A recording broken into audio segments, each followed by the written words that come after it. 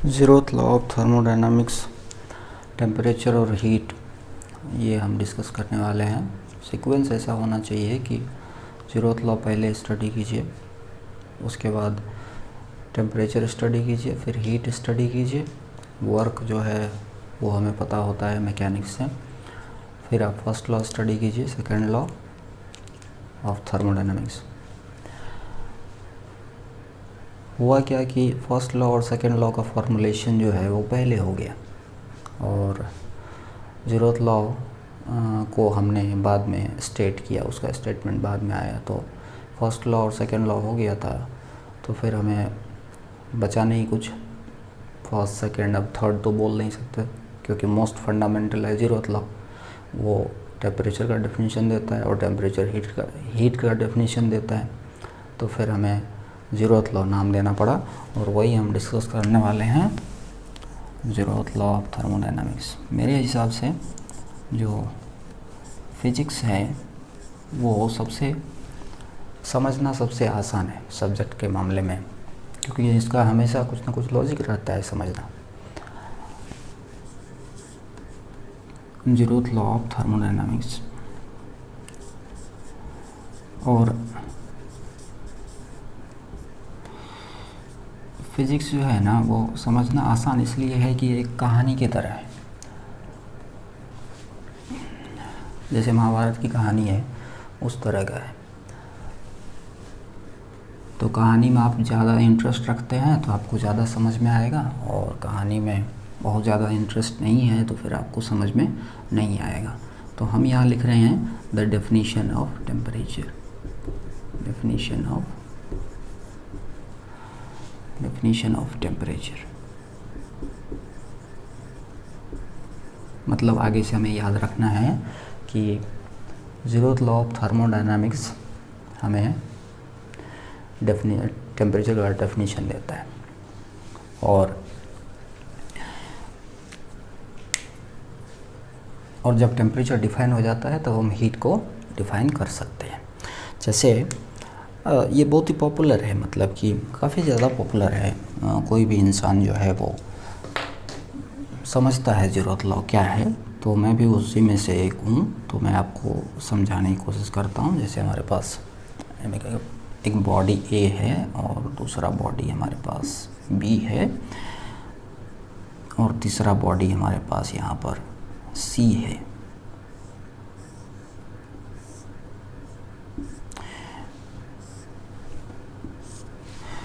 और हम जब किसी भी चीज़ को टच करते हैं तो अगर हमें गर्म लगता है, इसका मतलब उस बॉडी से थर्मल एनर्जी आपकी बॉडी में आ रहा है।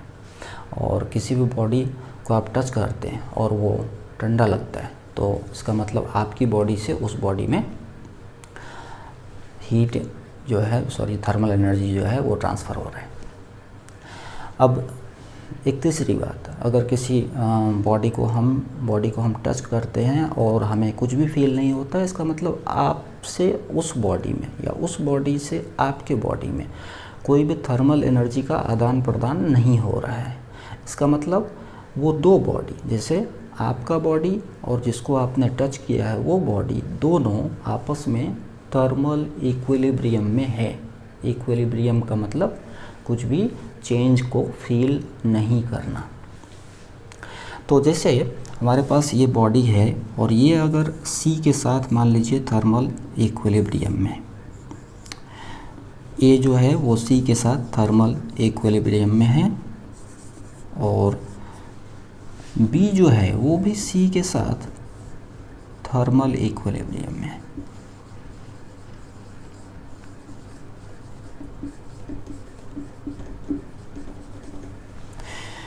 तो ऐसे में ज़ीरोथ लॉ ऑफ थर्मोडायनामिक्स कहता है, ज़ीरोथ लॉ का कहना है कि जो ये दोनों हैं, मतलब ए और बी, ये आपस में थर्मल इक्विलिब्रियम में होंगे। क्या होगा? ए और बी थर्मल इक्विलिब्रियम में होगा। ठीक है, तो उस हिसाब से ज़ीरोथ लॉ का स्टेटमेंट हमारा कैसा हो जाएगा? स्टेटमेंट कैसा हो जाएगा? स्टेटमेंट ऐसा होगा कि अगर एक बॉडी है वो किसी बॉडी के साथ थर्मल इक्विलिब्रियम में है, किसी दूसरे बॉडी के साथ, और वो दूसरा बॉडी किसी तीसरे बॉडी के साथ थर्मल इक्विलिब्रियम में है, तो पहला और तीसरा बॉडी आपस में थर्मल इक्विलिब्रियम में होगा। मतलब कि ये तीनों बॉडी में आपस में अगर हम इन तीनों बॉडी को थर्मल कांटेक्ट में डालेंगे तो कोई एनर्जी का ट्रांसफ़र, थर्मल एनर्जी का ट्रांसफ़र नहीं होगा। यही है ज़ीरोथ लॉ ऑफ थर्मोडायनामिक्स। अब यहाँ का जो थर्मल इक्विलिब्रियम हमने डिक्लेयर किया है ये आया है ज़ीरोथ लॉ से। यहाँ वाला हम खुद से समझने की कोशिश किए हैं। स्टेटमेंट क्या हो जाएगा, मैं उसी चीज़ को यहाँ पर लिख रहा हूँ।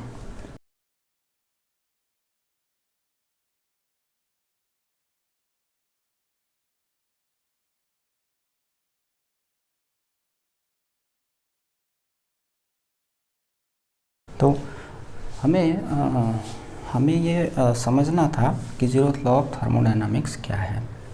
अब हम समझेंगे कि कैसे zeroth law of thermodynamics temperature का डेफिनेशन देता है। उसके लिए एक छोटा सा एक्सपेरिमेंट करने की ज़रूरत है। एक छोटा सा हम ग्लास का बीकर ले लेते हैं, ठीक है, और इसको हम जैसे सी के अंदर हम रख देते हैं, ठीक है।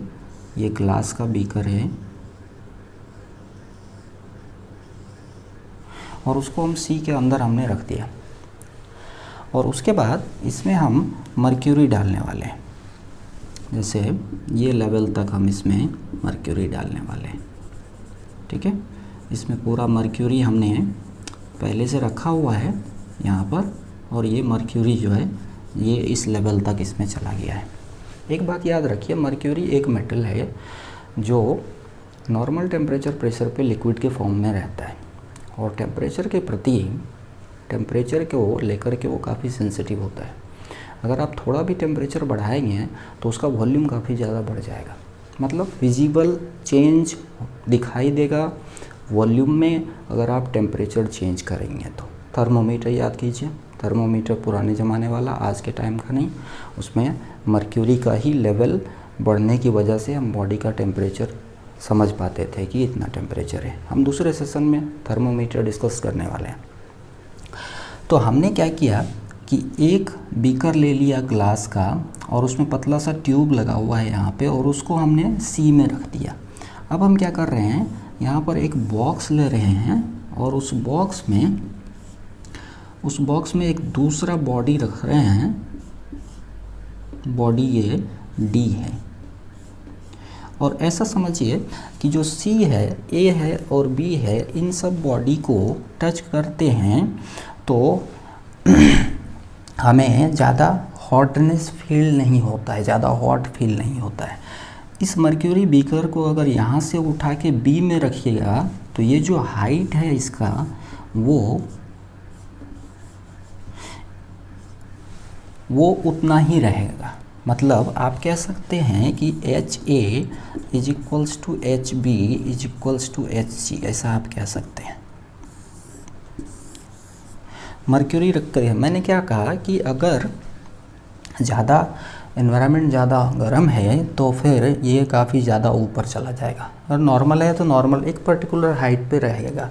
अब हम क्या कर रहे हैं, एक दूसरा बॉडी ले रहे हैं डी, और उसमें इसको उठा के ले जाके रख रहे हैं। तो इसमें जब हम इसको रख रहे हैं तो पता चलता है कि ये जो है काफ़ी ऊपर चला गया।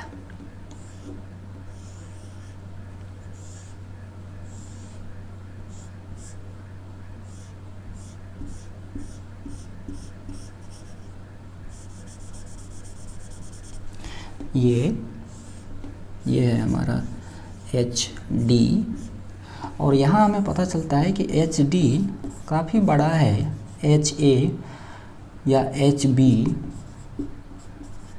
या एच सी से।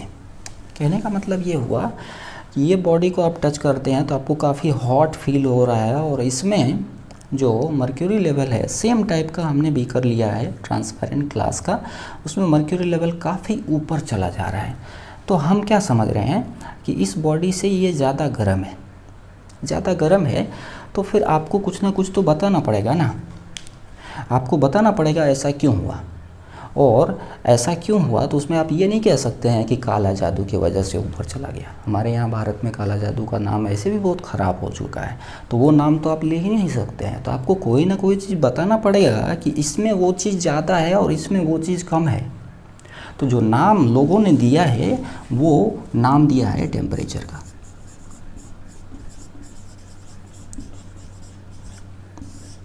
ये बस एक नाम है। क्या है? नाम है। टेम्परेचर क्या है? एक नाम है। हम क्या दिए? हमने कह दिया कि इसका टेम्परेचर ज़्यादा है और इसका टेम्परेचर कम है, इसलिए इसमें मर्क्यूरी लेवल काफ़ी ऊपर चला गया है और इसमें काफ़ी नीचे आ गया है। तो यहाँ से हमें टेम्परेचर का डेफिनीशन मिल गया। तो क्या डेफिनीशन हम कहेंगे? हम कहेंगे जिस वजह से जब मैं टेम्परेचर पूछता हूँ या कोई भी चीज़ मैं पूछता हूँ, पता होता है सबको, लेकिन सिर्फ उसको बोलने में थोड़ा रिफाइन तरीके से बोल नहीं पाते हैं। तो आपको सिर्फ ये बोलना है जिस वजह से ये बॉडी में मर्क्यूरी लेवल ऊपर चला गया वो वजह टेम्परेचर है। अब यहाँ ऐसे फिगर बना के हर जगह तो नहीं दिखा सकते हैं, तो फिर हमें इस तरह से बताना पड़ेगा कि जिस प्रॉपर्टी के वजह से दो बॉडी या तीन बॉडी या कोई भी दो बॉडी आपस में थर्मल इक्विलिब्रियम में है या नहीं है, ये पता करते हैं, उसी का नाम टेम्परेचर है।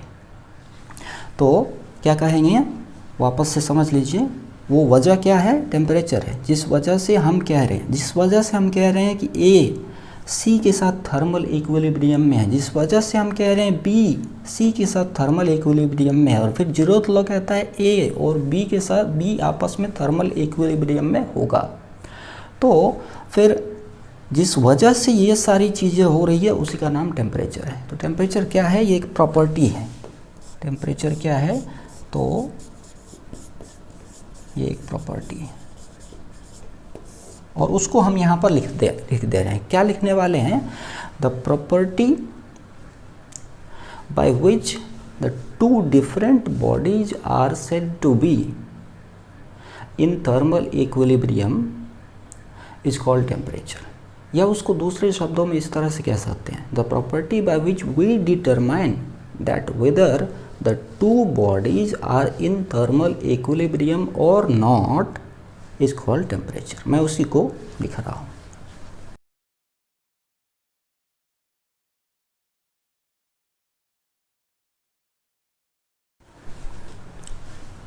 हीट क्या होता है कि जैसे इसको ऐसे समझिए कि जैसे आप पैसा ट्रांसफ़र करते हैं एक अकाउंट से दूसरे अकाउंट में, तो पुराने ज़माने में ये काफ़ी समय लेता था। अभी के टाइम में ऐसा नहीं है। अभी के टाइम में तो हमारे पास में UPI आ गया है, तो 1 रुपया उसके अकाउंट से दूसरे के अकाउंट में और 5 रुपया फिर दूसरे के अकाउंट से तीसरे के अकाउंट में, और किसी दुकान पे जा कर के पान खा लिया तो 10 रुपया का UPI कर दिया उसको, और उसके बाद जा कर के उसका पान को थूक दिया, तो फिर वहाँ पर अथॉरिटी हमसे 10 रुपया का फ़ाइन के रूप में UPI के थ्रू ले लिया। ये सब इंस्टेंट ट्रांसफ़र हो रहा है अभी ये नया डिजिटल टाइम में, लेकिन पहले थोड़ा टाइम लगता था। ठीक है, तो टाइम जब लगता था तो उसमें क्या होता था, एक अकाउंट से दूसरे अकाउंट में ट्रांसफ़र हुआ, तो ट्रांसफ़र हुआ जो हम बोल रहे हैं तो वो रास्ते की बात हो रही है। ठीक है, ट्रांसफ़र जो हुआ वो ये नहीं बताता है कि एक अकाउंट का बैलेंस कितना है, दूसरे अकाउंट का बैलेंस कितना है। तो यहाँ पर भी वही बात है, जब हम हीट का बात कर रहे हैं, हीट का जब हम बात कर रहे हैं तो उसको हमें ध्यान में रखना है कि क्या हो रहा है। हीट में मान लीजिए अब हम टेम्परेचर समझ चुके हैं तो आसानी से हम हीट को डिफाइन कर सकते हैं। जैसे हमारे पास में यहाँ एक बॉडी है, मान लीजिए A, और यहाँ एक बॉडी है दूसरा, मान लीजिए B, और ये जो है टेम्परेचर TA पे है और ये टेम्परेचर TB पे है। मान लीजिए TA जो है वो ग्रेटर देन TB है, मतलब मान लीजिए TA जो है वो 100 डिग्री पे है और TB जो है वो 30 डिग्री पे है। तो फिर हम सब जानते हैं कि थर्मल एनर्जी का ट्रांसफ़र यहाँ से यहाँ तक हो गया। ठीक है। अब इसको आप अकाउंट समझिए, इसको अकाउंट समझिए। इसके पास में कुछ थर्मल एनर्जी है, इसके पास में कुछ थर्मल एनर्जी है। जिसके पास में ज़्यादा है वो इधर से इधर ट्रांसफ़र होगा। रियल लाइफ में ऐसा नहीं होता है। जिसके पास में ज़्यादा होता है वो ऐसा नहीं कम वालों को ट्रांसफ़र कर देता है, ऐसा नहीं होता है।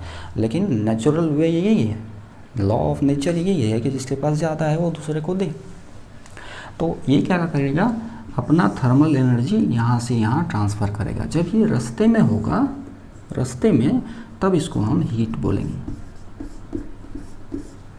और रास्ते में नहीं रहेगा, आप कहेंगे यहाँ पर बॉडी ए का हीट 100 जूल है और बॉडी बी का हीट 2 जूल है, तो गलत हो जाएगा, वो बात मत बोलिए। हीट डिफाइन होता है जब रास्ते में होता है, ठीक है। तो इसको लिखने का तरीका क्या हो जाएगा कि हीट एक तरह का एनर्जी है जो रास्ते में डिफाइन होता है, अंग्रेजी में उसको ट्रांजिट बोल देंगे। दूसरा एक और चीज़ यहाँ पर रियलाइज़ करना है। दूसरी बात यह है कि ये जो हीट एनर्जी ट्रांसफ़र हो रहा है ए से बी में, इसमें कोई मैकेनिकल वर्क इन्वॉल्व नहीं है। मैकेनिकल वर्क से मेरा मतलब ये हुआ कि कोई फोर्स नहीं लगाना पड़ रहा है या कहीं पर हमें प्रेशर नहीं लगाना पड़ रहा है। मतलब जैसे काइनेटिक एनर्जी, पोटेंशियल एनर्जी, ये सब मैकेनिकल एनर्जी होता है।